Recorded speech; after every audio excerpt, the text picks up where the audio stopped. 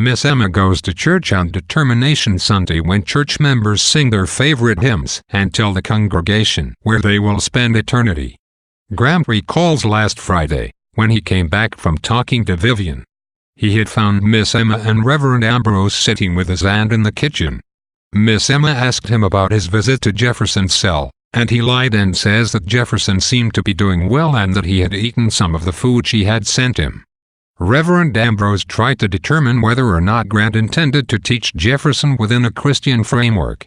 Reverend Ambrose had visited Jefferson, and he wanted to know if Grant had been undermining his teachings with cynical secularism.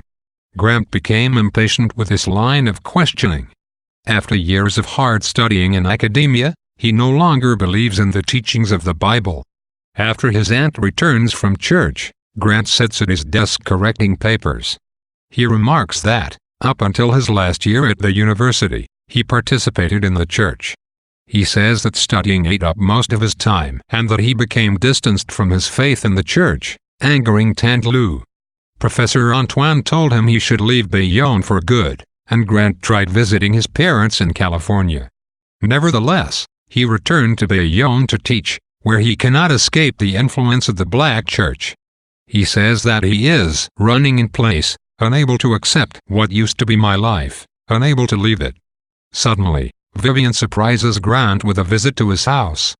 Vivian has never been to Grant's house before. He gives her a small tour and offers her some coffee and cake. She insists they wash their plates after eating, even though Grant tells her that his aunt would take care of the dishes. He asks her to take a walk with him, and she consents. They walk through the plantation, past the cemetery, and onto the cigar cane fields. They make love on the field, concealed by the cane.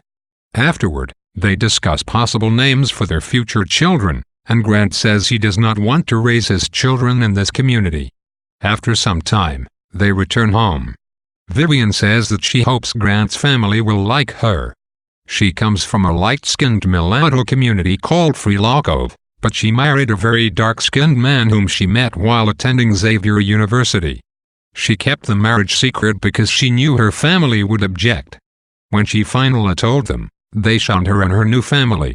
Even now, after her separation from her husband, she never speaks to her family. They find Tante Lou, Miss Emma, and others at his aunt's house. Grant introduces Vivian. He insists on making coffee because he and Vivian drank it all earlier, but his aunt objects, wishing to take charge in her own home. The tension between them makes the other ladies uncomfortable. Tante Lou asks Vivian about her background and beliefs.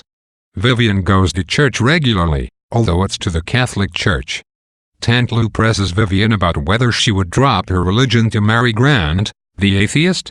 Vivian says she hopes she would not have to do that, but that if she had to, she would. Grant quickly ushers Vivian onto the porch. Vivian tells Grant that she is happy to know that at least other families criticize their children as much as her family does. Grant insists that his family differs from hers. Vivian becomes very quiet and then says she must go. The ladies say that Vivian is a lady of quality and encourage her to remain a Christian woman. After the interrogation, Vivian leaves gratefully with Grant. They watch a black girl and her boyfriend walking home from church holding hands. Grant thinks to himself, good luck.